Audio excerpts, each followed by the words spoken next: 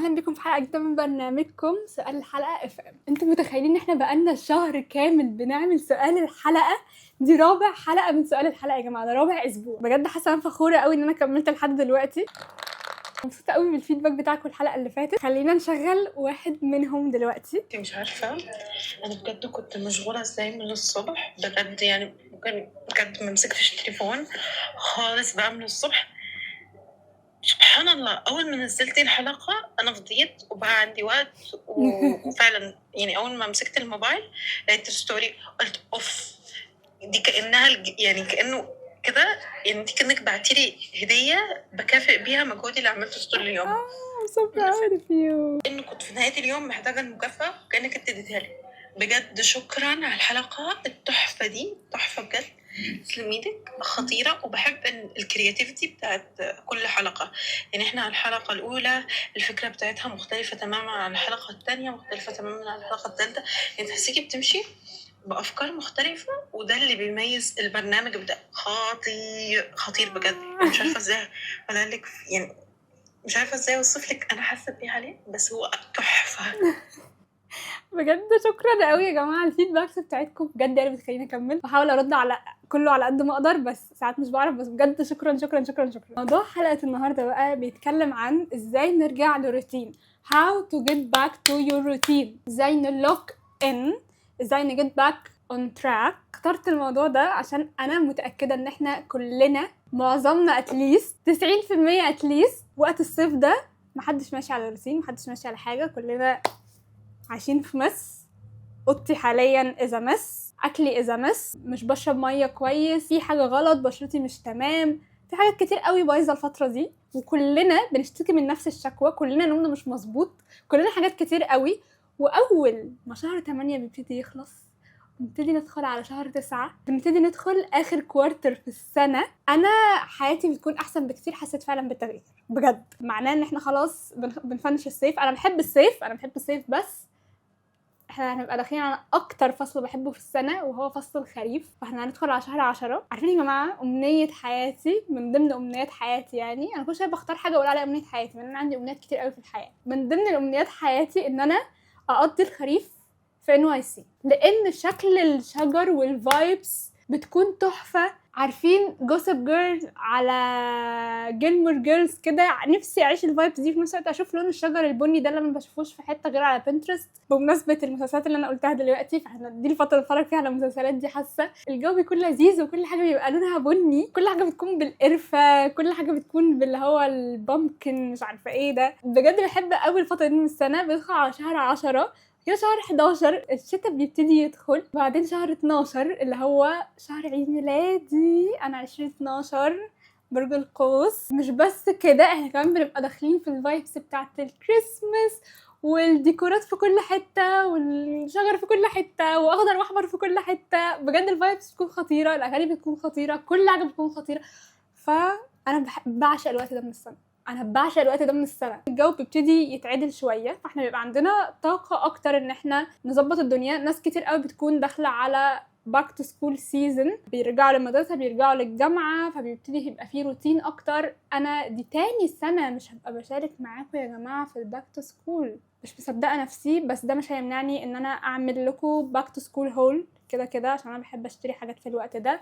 مش هيمنعني ان انا اتفرج على باك تو سكول هولز على تيك توك وعلى انستغرام. ارجوكم اعملوا منهم كتير قوي، لان انا فعلا بحبهم. بنبدا ندخل في الروتين شويه، بنبتدي نفتكر ايه ده احنا كنا حاطين اهداف اول السنه وما عملناش منها حاجه، او عملناش منها غير كام حاجه. فمحتاجين لوك ان، محتاجين نفتكر احنا بنعمل ايه السنه دي، محتاجين نفتكر احنا عايزين نعمل ايه ونحقق ايه. فدي الفتره اللي بحس بجد ان كلنا بنفوق فيها. بحس ان كلنا بنبتدي ان هو لا يلا محتاجين نفوق.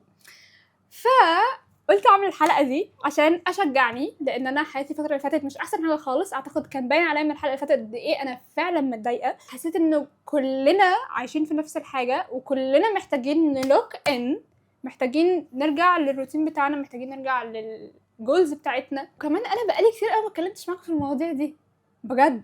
امتى اخر مره اتكلمت معاكم على ازاي نرجع للروتين وسيلف امبروفمنت كونتنت وكده؟ وده انا بحب اتكلم في الحاجات دي.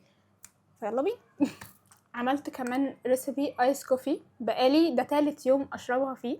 شربتها في مكان وقلت انا لازم اعملها. عملتها في البيت بكالوريز قليله قوي بجد، هي فيها الكالوريز بتاعه اللبن، يعني اللبن اللي هتحطوه هو ده الكالوريز، شكرا على كده. وطعمها تحفه. حطيت لكم الريسيبي في تيك توك وفي انستجرام، خطيره. المهم انا سالتكم كالعاده في الستوري يا جماعه ايه الحاجات اللي انتوا بتعملوها عشان ترجعوا للروتين بتاعكم، عشان اخد منكم شويه انسبيريشن، عشان اعرف انتوا بتعملوا ايه، وعشان نساعد بعض. عشان الحلقه دي المره دي اللي هيدخل الحلقه دي ان شاء الله هيلاقي اجابه على السؤال. المره اللي فاتت محدش لاقي اجابه على السؤال، المره دي هتلاقي. بس كالعاده قبل ما اقرا الاجابات بتاعتكم هقرا او هقول اجابتي انا الاول. اكشلي انا اصلا مفيش حاجه اقرا منها لان انا ما حضرتش اجابه، بس انا هقول لكم كده اللي في دماغي، ايه الحاجات اللي انا بعملها لما بعوز ارجع للروتين بتاعي تاني. اول حاجه برتب الاوضه، لو مش ديب كلين على الاقل ترتيبه كده محترمه، عشان انا الفتره دي بجد انا عماله ابص على الاوضه في حاجات كتير قوي مش في مكانها. هيبقى احلى كمان لو انتوا عملتوا بقى اللي هو دي كلاتر، اي حاجه ملهاش لازمه تشيلوها. بس انا بحب اعمل ده اكتر في دخله الشتاء، عشان كده كده بشيل الصيفي وبحط الشتوي، فبعمل جرد بقى لكل حاجه في حياتي، سكين كير، بودي كير، هدومي، كل حاجه. بخلص من اي حاجه عامله لي كركبه على الفاضي وانا مش محتاجاها. اوكي. تاني حاجه تاخدوا everything shower، تغسلوا كل حاجه، شعركم، وتعملوا كل الخطوات اللي ممكن تعملوها في الروتين بتاعكم. ليه؟ ان انا انضف المكان اللي حواليا وانضفني انا شخصيا، دي اول حاجه انا بدور عليها، عشان انا ما بعرفش افكر لو كل حاجه حواليا مش نظيفه. لو انا حالتي النفسيه مش احسن حاجه هتلاقوني شعري منكوش، هتلاقوني مش مرتبه اي حاجه حواليا، هتلاقوا سير عليه 500,000 حاجه، هتلاقوا كل حاجه حواليا مش مترتبه، كل حاجه مش في مكانها. وانس ان انا عايزه ابتدي اعرف ارتب افكاري، مش هعرف ارتب افكاري غير لما تكون الحاجه حواليا مترتبه. بعد كده بلبس بيجامه شكلها حلوة قوي، كلين. بحب قوي يبقى شكلي حلو في البيت عامة، والحاجة دي ابتديت اخد بالي منها في اخر سنتين. بحس انه ده بيحسن ان انا واخده بالي من نفسي، ايا كان انا فين، ايا كان انا لوحدي او مع ناس. مش شرط ان انا اكون نازله عشان يبقى شكلي حلو، انا بحب يكون شكلي حلو كمان في البيت، بحس ان انا مرتبه اكتر. انتوا فاهمين. بحط السكين كير بتاعي، بعمل كل حاجه، بعمل ايس تي او ايس كوفي، ممكن تعملوا حاجه سخنه بس انا مش بحب اشرب حاجات سخنه كتير. بفتح اللابتوب او الايباد، ابتدي اتفرج على فلوج على يوتيوب، والفلوج دي تكون فيها حد بيصحى بدري، عنده روتين، حياته شكلها حلو قوي، كلين قوي، منظمه قوي، برودكتيف قوي. ودي حاجه انا بعملها في كل حاجه في حياتي. انا لما ببقى عايزه اعمل حاجه واشوف حد بيعمل الحاجه دي، عايزه انضف الاوضه ومكسله، هفتح فيديو لحد بيرتب اوضته او البيت. عايزه اتمرن ومكسله، هتفرج على حد بيتمرن. انا بتاثر بسهوله جدا، فليه ما استغلش الموضوع ده في حاجه تفيدني؟ او ممكن حتى اسمع فعلا بودكاست يقول لي اللي هو فوق يا بت. مين احسن واحده بتقولي فوق يا بت؟ بالظبط ده ويزرد ليز. بعدين بعد ما بتفرج خلاص كده اتحمست، كل حاجه حواليا مترتبه، ما عنديش حجه تاني ان انا ابطل اهبل.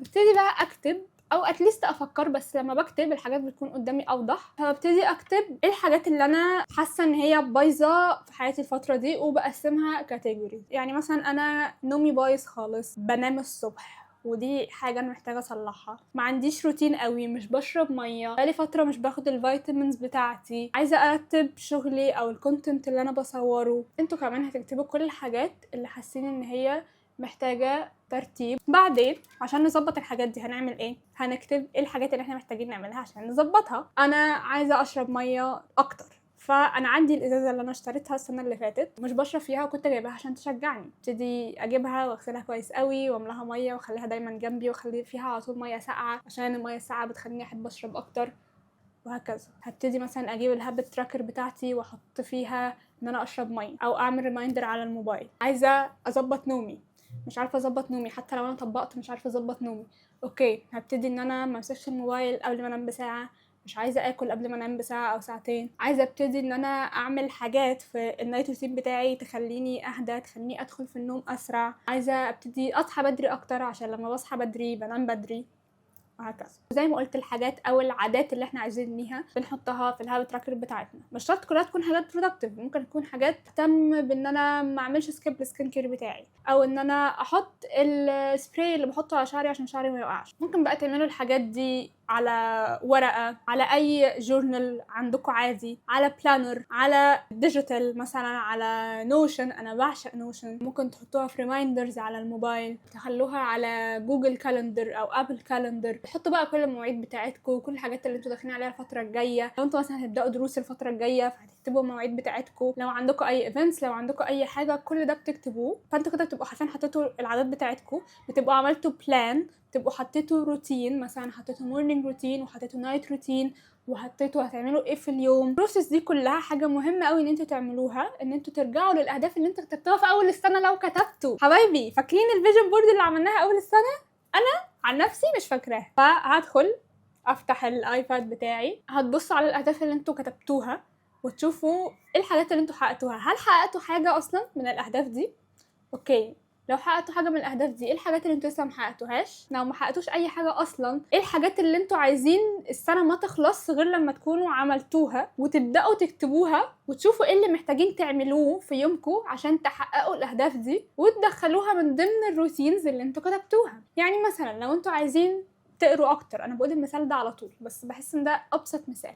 لو انتوا عايزين تكونوا شخص مثقف، فانتوا مثلا محتاجين تقروا اكتر او تسمعوا بودكاست اكتر او تشوفوا فيديوز على يوتيوب اكتر، او ايا كانت الطريقه اللي انتوا بتحبوا تثقفوا نفسكم بيها. فانتوا محتاجين مثلا تسمعوا بودكاست كل يوم او كل يومين، او محتاجين ان انتوا تقروا صفحه من كتاب كل يوم قبل ما تناموا. ايا كانت الطريقه ايه، هتحولوها لعاده وتدخلوها في الروتين بتاع يومكم. لو انتوا مثلا عايزين بشرتكم تكون احسن او شعركم يكون اطول او ايا كانت الحاجه، فانتوا بتحولوها لعاده وبتدخلوها في الروتين بتاعكم وبتعملوها كل يوم.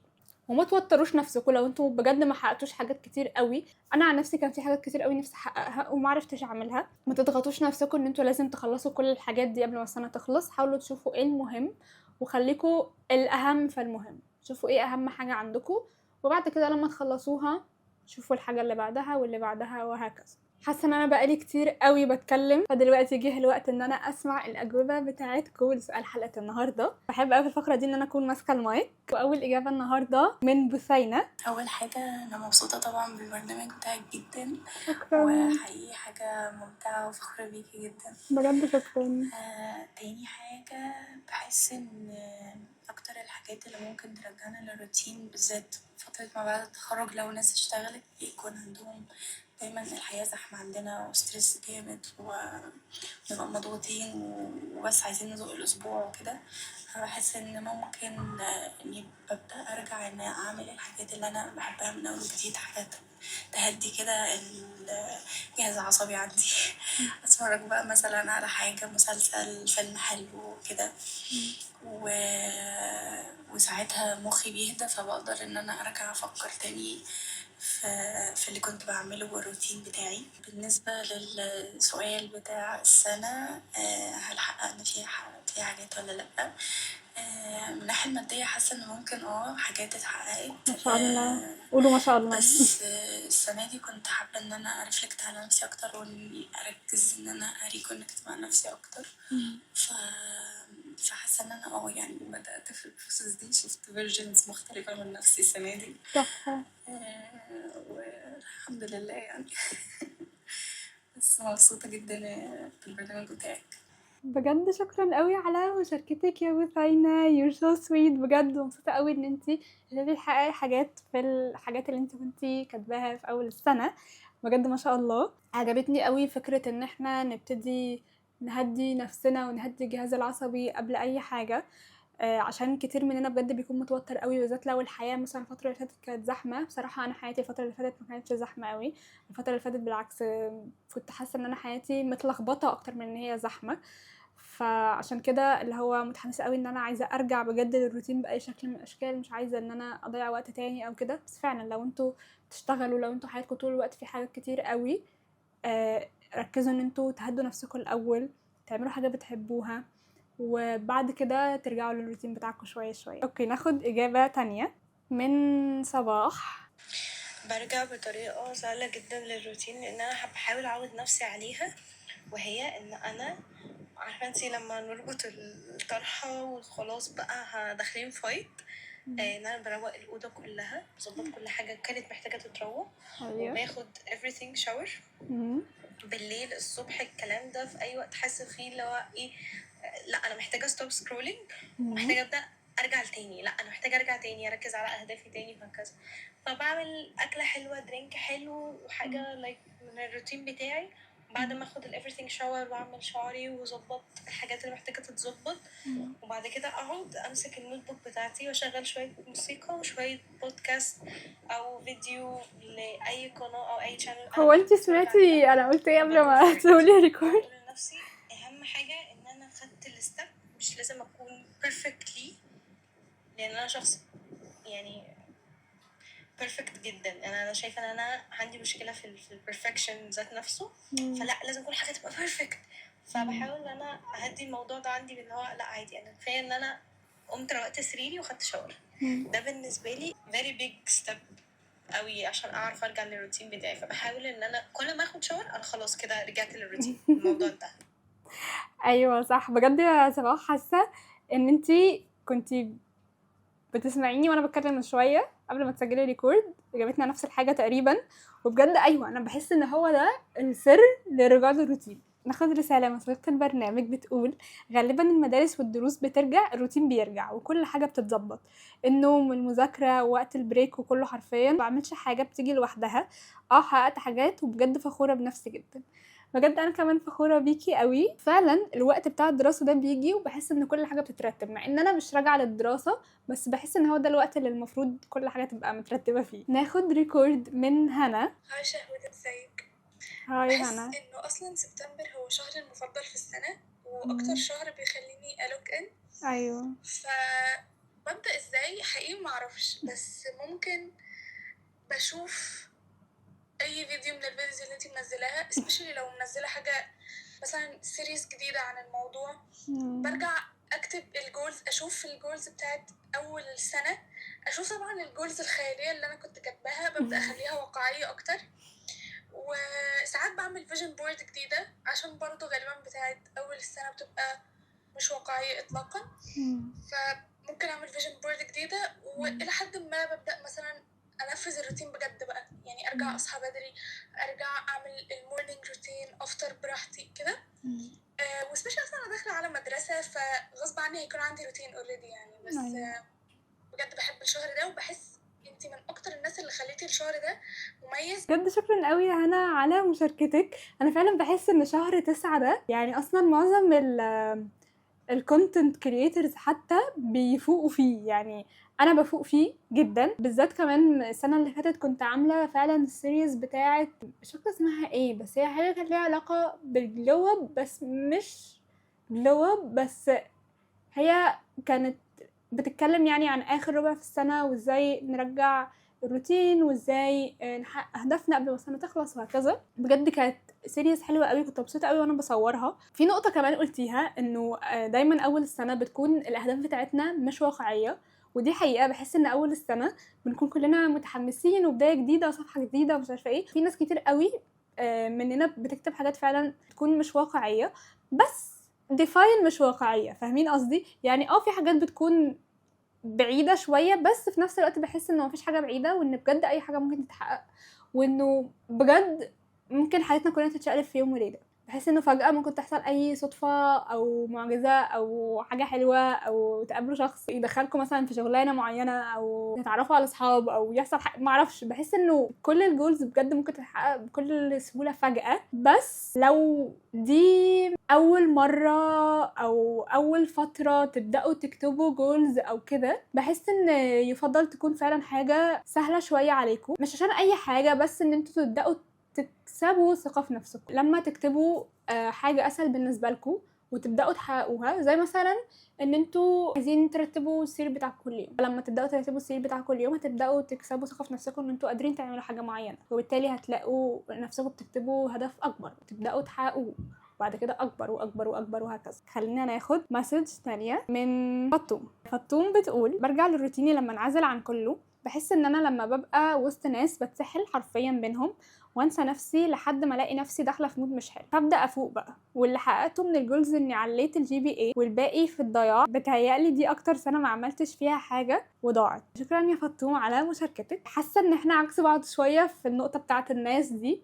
انا لما بكون وسط ناس بحس ان انا طاقتي بتعلى، لما بكون لوحدي طاقتي بتكون اقل بكتير، نفسيتي بتكون مش احسن حاجه اي جس عشان انا اكستروفرت او هو ده السبب. يعني في نقطه بقى عايزه ارد عليكي فيها، انه حاسه ان دي اكتر سنه ما عملتش فيها حاجه وانها ضاعت. السنه حرفيا فاضل فيها 4 شهور، السنه حرفيا فاضل فيها 4 شهور. 4 شهور ده يعني 120 يوم اي جس. فبجد انت مش متاخره، ما تخلوش اي كونتنت من انواع الكونتنت ده بتاع سيلف امبروفمنت يحسسكم ان انتوا ما بتعملوش اي حاجه وان انتوا متاخرين وان انتوا محتاجين تعملوا دلوقتي حالا. الكونتنت ده مش ملوش اي غرض غير ان هو بس يشجعكم ويحمسكم، مش ان هو يحسسكم بالضغط او يحسسكم ان انتوا متاخرين تماما. بالعكس، لسه قدامك بجد كتير قوي. ابدأي بصي على الجولز بتاعتك تاني وشوفي ايه الحاجات المهمه فيها واللي انت فعلا عايزه تحققيها وابتدي ركزي عليها. فخوره بيكي قوي ان انت عليتي الجي بي اي بتاعك، وان شاء الله كل سنه تعليه عن السنه اللي قبلها وتحققي كل اللي نفسك فيه. خلينا نقرا رساله تانية من صديقه البرنامج لما. انا لما وبحاول ارجع واحده واحده، يعني اكتر حاجه هرجع ليها دلوقتي الدراسه والصحيان بدري،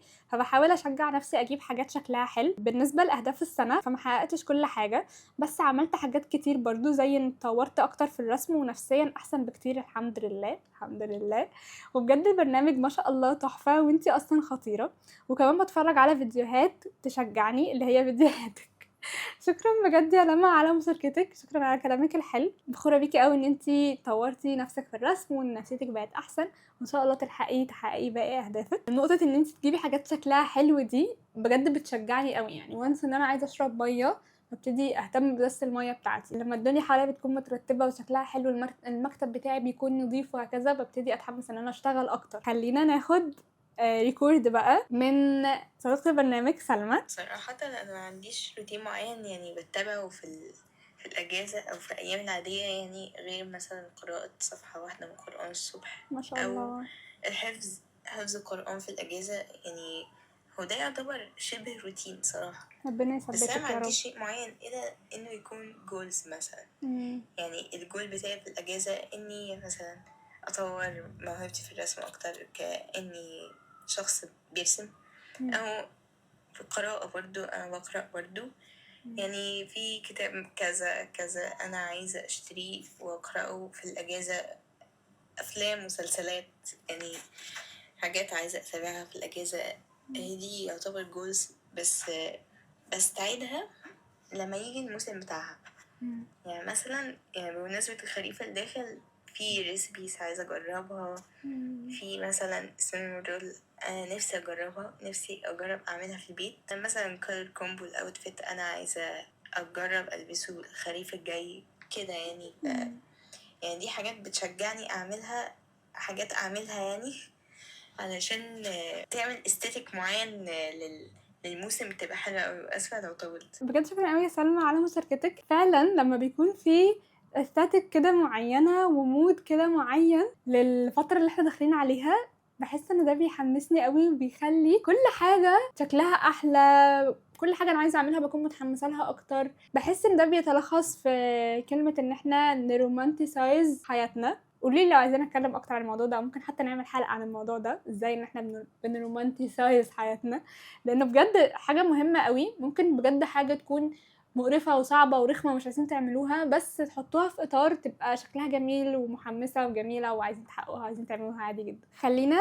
نسمع بقى ريكورد من صديقة البرنامج هنا كانت عاملة فيديو لذيذ قوي عن الحاجات اللي هي بتتفرج عليها على يوتيوب الفترة اللي فاتت، وانا كنت من ضمن الحاجات اللي هي بتتفرج عليها، فانا بجد مبسوطة ان انا في الليست دي. هاي شهد، ازيك؟ عاملة ايه؟ ان شاء الله هاي. تكوني كويسة. الحمد بصي، لله. بحس اكتر حاجة بترجعني للروتين بصراحة هي ان انا اكتب الحاجات اللي ورايا، وبكتب كمان الحاجات الصغيرة اللي هي يعني اتعملت او ما اتعملتش، مش achievement. يعني مثلا فلنفترض ان انا اليوم ده عايزه اشرب فيه نسكافيه، بحطه ضمن الحاجات عشان بحس ان هي الحاجات البوينتس اللي هي النفس دي لما احطها في وسط الحاجه وتبقى من ضمن الحاجات اللي انا بعمل عليها تشيك انها خلصت. مش عارفه، بحس ان دي حاجه بتديني موتيفيشن. بشكل عام الكتابه بتحسسني ان انا عارفه انا عايزه اعمل ايه، وان انا مش تايهه. فلما بحس ان انا كده طالعه من فتره ملخبطه ومش في الروتين بتاعي، بكتب بصراحه اللي عايزه اعمله. والسؤال التاني بتاع حققت حاجه ولا لا، يعني على قد ما 2026 كان فيها ups and downs كتير، على قد ما هي الحمد لله حققت فيها كذا حاجه من اللي كنت عايزه احققهم.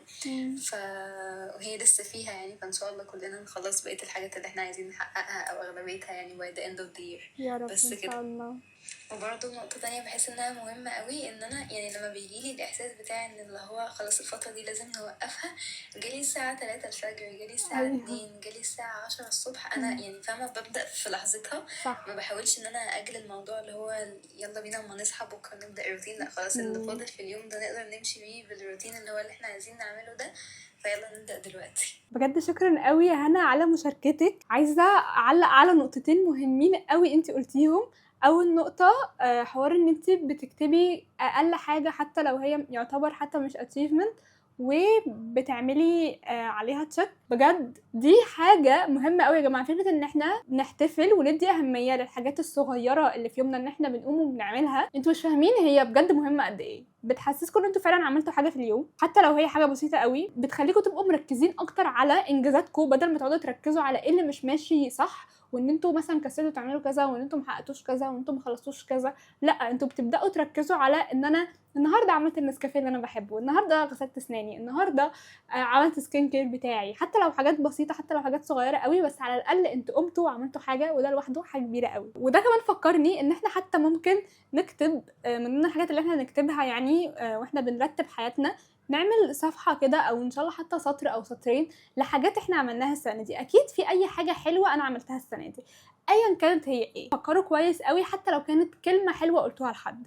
حتى لو كانت ان انتوا اديتوا لنفسكم الراحه اللي انتوا تستحقوها، حتى لو كانت ان انتوا فضلتوا ان انتوا تريحوا نفسكم عن انكم تجهدوا نفسكم في وقت انتوا مش قادرين تجهدوا نفسكم فيه. تاني نقطه عايزه اعلق عليها ان انتوا فعلا تبداوا اول ما يجيلكم اللحظه اللي انتوا عايزين تغيروا فيها حاجه. يعني معظمنا مثلا بيقول من اول الشهر هبدا اعمل كذا، او بكره الصبح هبدا اعمل كذا، او اول الاسبوع هبدا اعمل كذا، والكذا ده مش هيحصل ومستحيل مستحيل مستحيل تبداوا، ولو بداتوا هتقعدوا يوم وهتكسلوا. لكن لما تبداوا في نفس اللحظه اللي انتوا جالكوا اللي هو زي الهام كده او شغف مفاجئ كده ان هو انا هعمل كذا وكذا وكذا، او ان انا هظبط نومي دلوقتي، او ان انا هظبط اكلي دلوقتي، ابداوا في ساعتها. بجد ده هيديكوا ثقه اكبر بشكل كبير قوي لنفسكم، هيخليكم تحسوا ان انتوا لما بتقولوا حاجه بتعملوها مش بتاجلوها. لا تؤجل عمل اليوم الى الغد من الاخر. اوكي تحفه. خلينا بقى ناخد مسج ثانيه من تقى،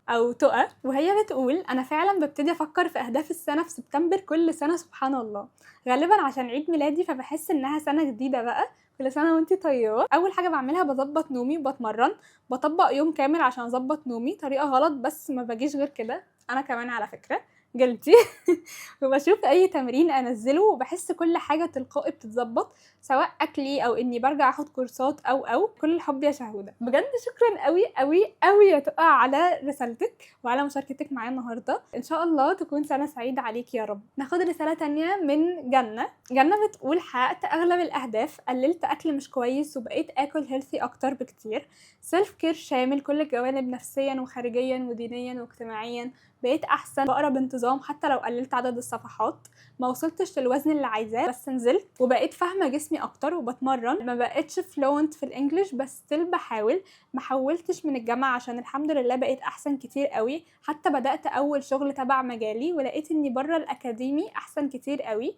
برجع ازاي؟ ببدا تدريجي، مش كل الايام هتظبط كله صح، بس لازم يكون في خطه واضحه، حتى لو ما عملتش ال10 حاجات الاساسيه بس على الاقل اكون عملت 5 بدل ما فيش، وده بيخلي رجوعي للروتين اسهل. شكرا قوي يا جنة على مشاركتك. بجد في نقطة مهمة قوي انتي قلتيها، انا لاحظت ده في كذا جملة، ان انتي بتركزي على انك حققتي حاجة، مش شرط تكون الحاجة كاملة بس على الاقل ان انتي عملتي جزء منها. يعني مثلا حتى في القراءة بتقولي ان انتي بتعمليها بانتظام حتى لو قللت عدد الصفحات. لو انا حاطه جول لنفسي ان انا هقرا 10 صفحات النهارده بس قريت منهم 5 مش مهم، المهم ان انا قريت. لو ما وصلتش للجول اللي انا عايزاه في وزني بس مثلا على الاقل انا نزلت وبقيت فاهمه جسمي اكتر وبتمرن. طريقه التفكير دي والمايند سيت دي تحفه قوي، بحييكي جدا عليها وبجد شكرا. ناخد رساله تانية من جميله. انا ما عنديش روتين ولا بحبه ولا عندي اهداف ولا بكتبها، انا شخص عشوائي بطريقه غير منطقيه، كل حاجه بتمشي في حياتي ببركتها، واي حاجه كنت برتب لها او بكتب اني عايزه احققها ما بتتعملش، وطول ما انا مش في دماغي بلاقي الحاجه بتحصل بمليون طريقه تانية، فبقيت عايشه كده لله وللوطن، وكل اللي عندي ثقه في الله ويقين وبسعى وخلاص، سواء حققت ولا ما حققتش السعي عمره ما بيروح وبيترد حتى لو في طريق غير اللي كنت بسعى فيه. دي حقيقه. لو سعيتوا بجد في اي حاجه ايا كانت بقى، في مذاكره، في ثانويه عامه، في الجامعه، في شغل معين، في حاجه انتوا عايزين تحققوها. حتى لو ما وصلتوش لحاجه، سعيكم ده فعلا عمره ما بيروح عند ربنا. هتلاقوا نفسكم بطريقه ما وصلتوا لحاجه تاني انتوا كنتوش تتخيلوها اصلا، وتطلع احسن من الخطه اللي انتوا كنتوا عاملينها في الاول. سبحان الله. حوار بقى الروتين ده، انا بجد لما بعيش كده عكسك بقى تماما، ببقى حياتي عباره عن انا الفتره اللي فاتت كنت بحاول ان انا ما بقاش ماشيه طول الوقت على روتين، وابقى اللي هو اعيش اليوم بيومه واحس ان انا اخف شويه وكده. يا جماعه انا كنت بنهار بجد. انا تايب ايه، في ناس تايب بي وبتبقى مبسوطه، انا لما بحاول اكون تايب بي بجد ببقى منهاره، كل حاجه بتكون بايظه. فاي حد بيعرف يعمل كده بجد انا بسقف لكم، برافو عليكم انتوا بتعرفوا تعملوا كده. بحس ان حياتكم بجد بتكون اسهل بشكل ما، لانه بجد سبحان الله سبحان الله فعلا بتكونوا عادي اللي هو ماشيين عادي كده في الحياه، والدنيا بتبقى ماشيه ولذيذه وكده. لكن انا لو ما كنتش عارفه كل حاجه بتحصل امتى وبعمل ايه وبروح فين واجي منين، بحس ان انا بجد مش عارفه اعمل اي حاجه. فبرافو عليكم. ممكن بجد كمان نبقى نعمل حلقه تايب ايه ولا تايب بي، حاسه هتبقى لذيذه قوي صح؟ ابقوا قولوا لي. خلينا ناخد ريكورد من مريم. فعلا بيبقى في ايام كده ما بيبقاش عندي شغف خالص، ببقى عايزه اليوم يرتب نفسه. بس لما ببقى عايزه بقى ارجع الشغف والروتين وكده، بعمل حاجتين. اول حاجه اني احط في اليوم حاجات بسيطه مملاش اليوم، وتبقى حاجات انا بحبها، يعني حاجات بسيطه وبحبها في نفس الوقت. وكذلك في الاهداف، تبقى اهداف بسيطه ومش تعجيزيه، وفي نفس الوقت تبقى حاجات انا بحبها وانا شغوفه بيها يعني. تاني حاجة بتفرج على فيديوهات تجيب لي طاقة إيجابية كده، زي فيديوهات نصايح أو فلوجز أو كده، وغالبا الفيديوهات دي بتبقى فيديوهاتك، لأن بجد ما شاء الله انت مليانة طاقة إيجابية كده يا ما شاء جماعه الله بجد. شكرا. فكمان بالنسبة للسنة دي، السنة دي الحمد لله كانت حلوة جدا، الحمد لله وأحلى من اللي قبلها الحمد لله جدا، ما شاء وحققت الله. حاجات كتير واكتشفت نفسي أكتر بكتير، وعرفت أنا بحب إيه وهكذا. ما شاء الله بجد. فبس ده كده بالنسبة اللي أنا قلته، وبحبك جدا يا شهد، وبجد ما شاء الله بتجيبيلي طاقة إيجابية فظيعة. بجد شكرا قوي يا مريومة، بجد انت كيوتة قوي. انا عايزه اعرف انت عندك كام سنه. شكرا على الريكورد التحفه ده، بجد فخوره بيكي قوي ان انت حققتي حاجات كتير، وان شاء الله تحققي حاجات اكتر واكتر يا رب. خلينا ناخد رساله تانية من صديقه البرنامج، بتقول الحاجات اللي بتشجعني اني افيجوالايز اهدافي، سواء ببنترست بورد او اشوف تيك توك لناس عندهم حياه زي اللي نفسي فيها. طبعا محدش بيرفكت اون سوشيال ميديا، واكيد حتى الحياه اللي شايفاها حلوه هيبقى فيها حاجات صعبه، بس دي حاجه طبيعيه. حققت جزء كبير من اهدافي الحمد لله، زي ان اتعلم اطبخ حاجات مختلفه لوحدي تماما فروم سكراتش، واقرا اكتر، وارجع اكتب تاني واتعلم اكتر في مجالي. بجد فخوره بيكي قوي، مبسوطه قوي بالمايند سيت بتاعتك. وده خلاني بجد عايزه اتكلم على حاجه. في ناس كتير قوي بتشارك حياتها على السوشيال ميديا، على تيك توك او كده، او مثلا حد ما شاء الله عنده فلوس وعنده حاجات كتير قوي شكلها حلو، وحد بينتقد المحتوى ده باي شكل من الاشكال. انا اسفه او مش اسفه، انتوا عندكم نقص. الغيره مش حاجه وحشه تماما، انا شايفه ان الغيره حاجه ايجابيه، بس بنستخدمها ازاي. يعني انا مثلا شفت حد عنده البيت اللي انا بحلم بيه، انا غيرانه. انا ليه غيرانه عشان نفسي في الحاجه دي، فده بيخليني ابقى عارفه اهدافي. بعدين هحاول الغيره دي لحاجه ايجابيه، ان انا ابتدي اشوف طريقه اوصل بيها للبيت اللي انا نفسي اعيش فيه ده. فاهمين قصدي؟ مثلا لو حد من صحابي اشتغل شغلانه معينه، انا حاسه بغيره شويه. كلنا بيعدي علينا الوقت ده. ليه انا حسيت بغيره؟ عشان انا كمان نفسي في الهدف ده، فببتدي اشوف انا هوصل للهدف ده ازاي وهكذا. لكن لما الموضوع يبدا يتحول من غيره لحقد، وانه ايه اللي انتوا بتعملوه ده، وازاي تنزلوا على حاجه زي دي، والناس مش عايشه، والناس مش عارفه ايه، وبتبداوا بجد بيبقى فيه اراء كده غريبه شويه. فعلا مفيش حد حياته بيرفكت، كل الناس بتختار تنزل ايه على السوشيال ميديا والناس تشوفها ازاي، وانتوا اللي بايديكم تستقبلوا الكونتنت ده بشكل عامل ازاي. هل بشكل ايجابي، بشكل يحفزكم، بشكل يوريكم ان الناس دي عندها حاجات، فطالما في حد عنده الحاجه دي فده معناه ان الحاجه دي ممكن تتحقق، فده معناه ان انتوا كمان ممكن توصلوا للحاجه دي، بدل ما تبصوا لها ببصه نقص وخلاص. خلينا نسمع ريكورد من سلمى صديقتي وصديقة البرنامج. انا اصلا طول عمري يا شهد بعتبر يعني سبتمبر والباك تو سكول هو نيو يير، مش جانيوري وكده. صح. فالسيزون ده بحبه قوي قوي قوي. الحاجات اللي بعملها عشان ارجع للروتين، اول حاجه بظبط نومي عشان نومي بيبقى بايظ في الاجازه، وفي الحاجات دي بظبط نومي، دي اول حاجه بعملها. بعد كده بكتب ليست بالحاجات مثلا اللي بجد برايورتي لازم احققها السنه دي مهما حصل، فببقى كده منظمة. بعمل صراحة جولز منطقية، مش حاجات مستحيل أحققها في 3 شهور، وابدأ يعني سمول، يعني حاجات صغيرة أعملها. هابتس معينة مثلا، لو أنا لازم أعمل حاجة الصبح بربطها بمهمة تانية. يعني هديكي مثال يعني عشان بس ما ادخلش في الحياة الشخصية قوي، اللي هو مثلا لو عايزة أتوضأ أنا الصبح لما أصحى أغسل وشي، لا أنا هتوضأ معاها بالمرة. أيوة. يعني دي الحاجات اللي بتساعدني سواء ادخل نيو هابتس في حياتي او ارجع للروتين اللي هو كنت راح مني في الاجازه او حاجه. اني بربط حاجه بعملها كل يوم مهما حصل بحاجه جديده، بس كده والله. دي فعلا تب خطيره، وهي ان احنا نمكس اي حاجه احنا عايزين نعملها بحاجه اوريدي موجوده في الروتين بتاعنا اليوم. انا عايزه على طول اتوضى عشان تبقى اول حاجه اعملها في يوم مثلا ان انا اصلي، بعد ما بغسل وشي او بعد ما بغسل سناني بتوضى. لو انا مثلا عايزه اسمع بودكاست كل يوم، فلو انا متعوده ان انا افطر كل يوم، فمع الفطار مثلا هسمع البودكاست ده. او لو انا اصلا بسمع بودكاست على طول بس عايزه ابتدي ارتب اوضتي، فوانا بسمع البودكاست هرتب اوضتي، وهكذا. دي حاجه تقريبا اسمها هابت ستاكينج، وهي ان احنا نجمع العادات ببعض عشان في حاجه احنا اوريدي بنعملها كل يوم، فعشان نخلي حاجه تانية بنعملها برضو كل يوم نخلطها بحاجه تانية، فبالتالي احنا نعمل الاثنين كل يوم بدل ما نعمل حاجه واحده. فاهمين قصدي؟ بجد شكرا ان انتي فكرتيني بالتيب التحفه دي. خلينا بقى ناخد رساله من لما. الحقيقه انا من الناس اللي بتكون كسلانه في الفتره دي، فتره الدراسه، فاللي بعمله اني بحط نفسي قدام الامر الواقع، زي ان انا احط حاجه المذاكره على المكتب قبل ما انزل، عشان لما ارجع البيت تكون في حاجه بتشجعني ان انا اذاكر، وعشان ما احسش ان انا تعبي راح على الفاضي بكافئ نفسي بحلقه مسلسل او حاجه بتتاكل انا بحبها. في حاجه نسيت اكتبها، انا بحبك قوي وانتي واحده من افضل الكونتنت كرييترز اللي انا متابعاها.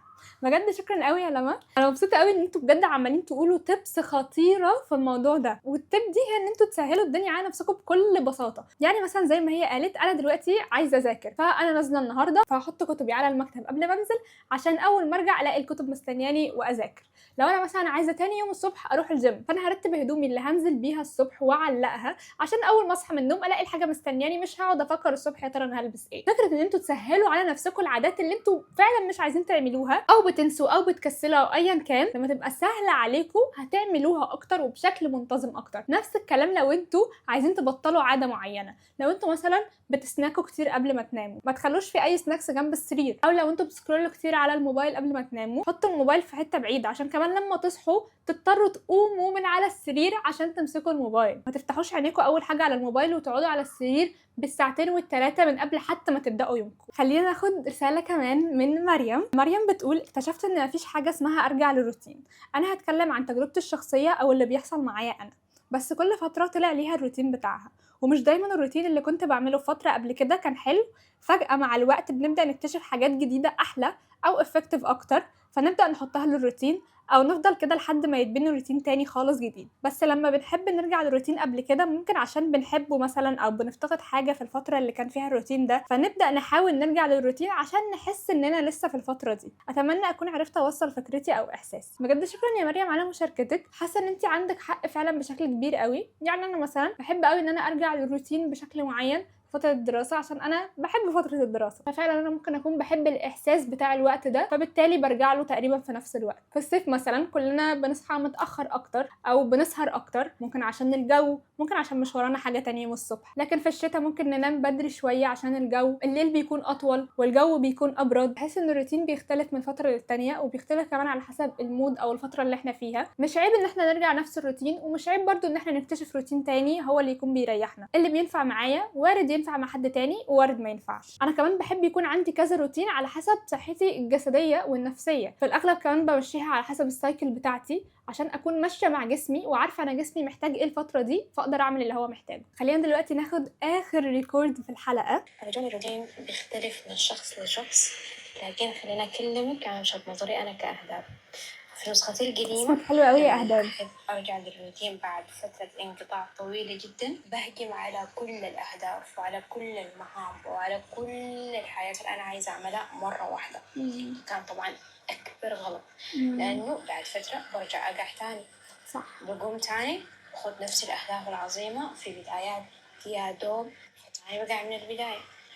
لكن في نسختي الحالية والجديدة إحنا بنحط كل الأهداف اللي قدامنا اللي عايزين نحققها، بس بنمشي بخطوات صغيرة وثابتة، بإنه أنا أدخل كل يوم حاجة بسيطة، ما شرط إني أدخل كل الحاجات، لأن أنا عارفة لو دخلتهم النتيجة حتكون شنو، فبدخل حبة حبة لحد ما أقدر إنه أنا أدخل كل الأهداف baby steps. الموضوع ده فعلا يا جماعة بيحيرني قوي، بلاقي عليه آراء مختلفة ومش عارفة بصراحة أحدد أنا فعلا برتاح مع أنهي. أنا مثلا لما بعوز إن أنا أرجع لروتين وأغير حياتي وحياتي تبقى أحسن وهكذا، دايما بحب إن أنا أغير كل حاجة. يعني مثلا أنا هظبط المورنينج روتين بتاعي، هظبط النايت روتين بتاعي، هظبط اللي في النص، هظبط شغلي، هظبط حياتي، هظبط ترتيبي، هظبط كل حاجة في نفس الوقت. في مدرسة تانية أو ناس تانية بتقول إنه لأ، ندخل حاجة حاجة ستيب باي ستيب أو بيبي ستيبس. يعني مثلا النهاردة هندخل العادة الفلانية، الأسبوع الجاي هنزود عادة تانية، ومثلا كل أسبوع هنركز على حاجة معينة. أنا شايفاه إن الطريقة دي فعلا بتنفع مع الناس اللي بتبدأ في روتينز لأول مرة، بتكتشف إيه اللي بينفع معاها، إيه اللي مش بينفع معاها، إيه اللي فعلا بتقدر تعمله بشكل مستمر أو لأ. أنا عن نفسي عارفة إيه الحاجات اللي أنا بعرف أعملها كل يوم والحاجات اللي مش بعرف أعملها كل يوم والحاجات اللي مش بحب أعملها أصلا. فلما بحب أرجع للروتين برجع كل مرة واحدة، عشان لما برجع شوية شوية بحس إن أنا مش ماشية قوي أو مش عارفة أرجع قوي. مع الوقت بكسل ومش بعمل حاجة خالص، لكن لما بغير كل حاجة بما إني كده كده عارفة الهيستوري بتاعي وعارفة أنا بحب إيه ومش بحب إيه، لأ بكمل لفترة أطول. ممكن أقع شوية في الآخر أو في فترة معينة، بس برجع تاني، عكس ما بغير حاجة واحدة بس فمثلا مش برجع تاني. لكن لو انتوا لسه بتبدأوا، جربوا تدخلوا حاجة حاجة، تخلوا كل أسبوع مثلا بتركيز على حاجة معينة، فبالتالي بتفهموا نفسكم أكتر، بتعرفوا ايه الحاجات اللي انتوا تقدروا تدخلوها وايه الحاجات اللي لأ، وبعدين بقى تلاقوا نفسكم مثلا على آخر الشهر كونتوا روتين كامل في يومكم وبيكون مناسب ليكم انتوا شخصيا. اخدنا اخر ريكورد، ناخد بقى اخر رساله. صديقه البرنامج بتقول: بصراحه ببدا اعمل بلوك او هايد لاي شيء ممكن ياخد من وقتي، سوشيال ميديا او التزامات غير ضروريه. بقول يس بس للحاجات المهمه، بركز في وقتي اكتر وبقسمه وبركز على الاهم. بحس احساس انه انت عندك بس 12 اسبوع عشان تعمليها، وفي عز ده كله بصراحه الاساس ليا انه كل يوم اعيش الحياه اللي انا عايزه اعيشها. يعني ببقى ممتنه لكل يوم ولكل انجاز صغير، بحاوط نفسي اكتر بناس اهدافها شبهي وناس تدعمني وتحبني، لان انا بعيش حياتي يوم بيوم، مش بتوقع الانجاز الخارق اللي بيغير الكوكب ويتسمع بيه في المجرات. بكون مقدره نفسي واللي بتعمله، وبصلي اكتر، بقرا ورد قران اكتر، وبدعي ربنا كتير اكون زي ما هو عايزنا سبحانه وتعالى. بجد شكرا قوي قوي على رسالتك، عجباني قوي بجد المايند سيت بتاعتك. مهمه قوي نقطه ان احنا نبعد عن اي حاجه بتعطلنا عن الحياه اللي احنا عايزينها. مهمه قوي قوي قوي نقطة الناس اللي حوالينا أهدافهم عاملة ازاي، حياتهم عاملة ازاي، لأن ده بجد يا جماعة بيفرق في طريقة تفكيركم. لو الناس اللي في دايرتك بيتريقوا عليكي، بيتريقوا على أهدافك، ما عندهمش أهداف أصلا، عايشين كده وخلاص، بالتالي انت هتبقي زيهم، مش هتعرفي توصلي للحاجة اللي انت عايزاها. لكن كل ما تخلي دايرتك ناس بتبص لبكرة، عايزة تحقق أهداف أكتر، بتاخد بالها من نفسها، بتاخد بالها من روتينها، مش شرط يكونوا تايب ايه وبيعملوا كل حاجة بميعاد وكده خالص، بالعكس. بس قصدي ان هم ناس تفكيرهم مش ضيق، تفكيرهم مش محدود، مش بيعطلوكي عن الحاجة اللي انت عايزة تعمليها، مش بيقللوا من الحاجة اللي انت عايزة تعمليها، مش بيتريقوا عليكي، دايما بيشجعوكي تكوني احسن، بيشجعوكي للخطوة الجاية. حياتهم نفسها بتشجعك وبيكونوا مصدر الهام ليكي في انك تطوري من نفسك وتكوني احسن. انت بجد مش متخيله الدايره اللي حواليكي وعلاقاتك بتاثر قد ايه في انت مين، ومش بس في انت مين، لا في كمان الحاجات اللي انت بتوصلي لها، في شخصيتك، في طريقه تفكيرك، في بتبصي على الدنيا ازاي، المايند سيت بتاعتك عامله ازاي. انا مش بفضل خالص انك تقولي اهدافك لحد، بس خليني اضرب مثال كده. لو انت جيتي تحكي اهدافك لمجموعه من الصحاب، ممكن يقولوا لك قد ايه دي حاجه مش واقعيه، قد ايه دي حاجه ملهاش لازمه، او قد ايه دي حاجه مستحيل تحصل، انت فاكره نفسك مين او وممكن شله تاني تقولك بالعكس دي تحفه، يلا اكيد هتعمليها، فلان وفلان وفلان عملها فاكيد انت كمان تقدري تعمليها، طب تعالى اساعدك تعملي كذا، طب تعالى اوريكي ازاي تعملي كذا. انا بجد سلكتيف قوي في الناس اللي في حياتي تكون طريقه تفكيرها عامله ازاي. دي كمان حاجه انا حاسه ان احنا ممكن نتكلم عليها في حلقه من الحلقات الجايه، الصحاب عامه. وبس كده بكده نكون وصلنا لنهاية حلقة النهاردة من سؤال الحلقة FM. أتمنى تكونوا اتبسطتوا، أتمنى تكونوا أخدتوا إلهام كده من الحاجات اللي تقدروا تعملوها عشان ترجعوا للروتين بتاعكم. لو عندكم أفكار تانية لحاجات ممكن نعملها يا ريت تكتبوها لي في الكومنتس. ما تنسوش تعملوا لايك وسبسكرايب وتبعتوا الفيديو ده لأصحابكم اللي محتاجين الحلقة دي عشان تشجعوهم يبدأوا معاكم. لما تبدأوا مع بعض هتشجعوا بعض أكتر وتحققوا حاجات أكتر. طبعا هستنى الفيدباك بتاعكم على الحلقة دي، ما تنسوش تبعتوهم على انستجرام، هختار واحدة منهم أشغلها في الحلقه الجايه. وتابعوا طبعا الستوري عشان هو ده المكان اللي بينزل عليه الاسئله وتقدروا تجاوبوا عليها هناك وتشاركوا في الحلقه. ويا ريت يا ريت يا ريت تكتبوا لي اقتراحات للحلقات الجايه، ايه الاسئله اللي عايزين نسالها ونجاوب عليها مع بعض. ان شاء الله اشوفكم الحلقه الجايه على خير. وبس كده، باي.